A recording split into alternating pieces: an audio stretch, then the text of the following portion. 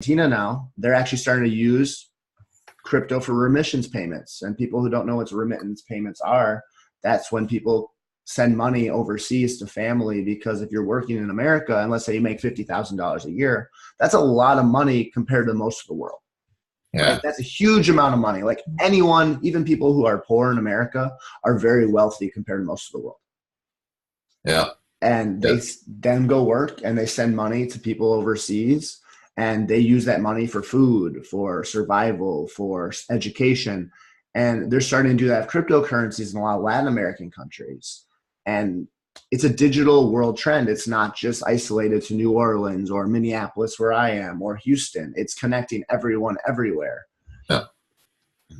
Yeah. And, I mean, I've seen an Uber driver in Vegas that, he had a phone open to a Bitcoin, to like a crypto chart. Like he had his Uber phone, and then the other phone had crypto on it. And come to find out, his mom still lives in Zimbabwe, and that's how he sends her money, because their currency in Zimbabwe is worthless. It's you need a wheelbarrow of money just to try to buy a loaf of bread. It's insane though, because this happens over and over and over again. This is not a one-time thing. This happened in the 90s. It's happened in Venezuela now. It's happening in South Africa right now. It happened to Turkey already last year. Yeah. They had over 100% inflation rate. If that happened here, first of all, it is happening here. It's happening in medical costs. It's happening in student loan debt. It's happening in a lot of areas, yet people are just not aware of it because they're told, oh, this is natural. Inflation's part of the world. That's like, no, it's not. Like, I always like the quote from Willie Nelson, back in my day, a dime bag cost a dime.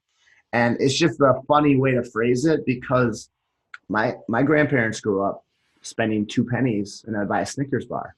Yeah. The same Snickers bar is $1.80 now. Same Snickers bar. We have better facilities, better transportation, more efficient, yet the cost is up 90 times. Purchasing power is down. People just think, oh, it's just getting more expensive. Well, no, the purchasing power you have is just slowly declining.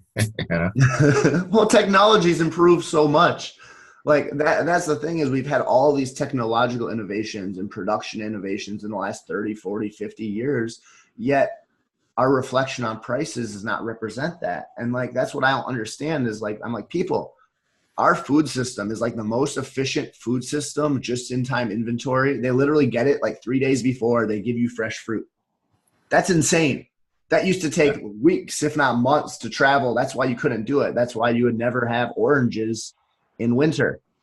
Like, yeah.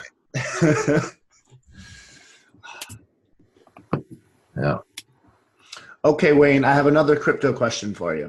Sure, what you got? So if you were to teach, let's say your parents, let's say an older generation, right? Baby boomers, about cryptocurrencies, they kind of use the internet. Maybe they use Facebook, maybe they use email. Let's say that's their limited scope. That's what they do. What would you say would be the number one thing for them to learn to kind of get what cryptocurrency is?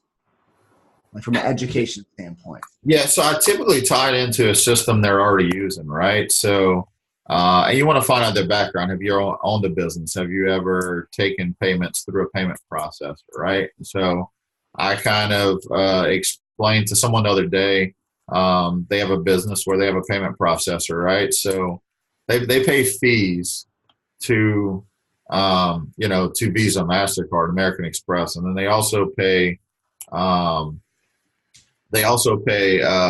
bank to technically hold their money, or, I mean, it's not really cash anymore. They just hold some numbers for them. I explained that it's just kind of a better process, a better peer-to-peer, to where, there's no middleman taking out their cut. But then also it's verifiable, So I typically start with the flaws in the current system.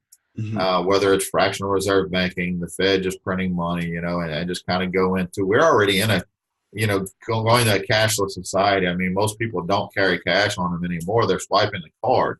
But your trust is in that bank's going to do what it's supposed to do.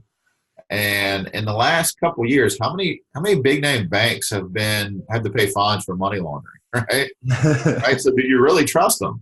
And that's kind of where the trust in this is not in It's not in an entity. It's in the code, right? It's in the cryptography